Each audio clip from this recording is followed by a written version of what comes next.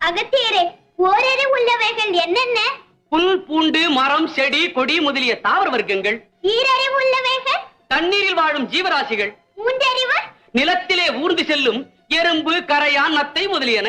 நான்கறிவு? பறந்து செல்லும் பறவை இனங்கள்.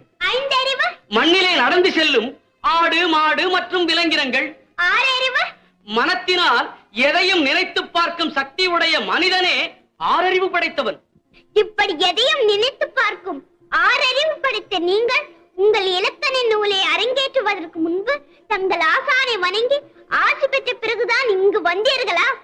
ஆஹா, வசமாக சிக்கிக் கொண்டீர்கள். அகத்தியரே, இதற்கு என்ன பதில் சொல்ல போகிறீர்கள்? கேட்பதும் என்னுள்ளிருந்து பதிலை சொல்ல வைப்பதும் முருகனே. அந்த வித்தையெல்லாம் இனி பலிக்காது. உங்களுக்கு குருவாக விளங்கும் முருகப்பெருமானிடம் முதலில் ஆசி பெறாமல் இங்கு வந்தது குற்றமா இல்லையா? இதற்கு பதிலை சொல்லுங்கள்.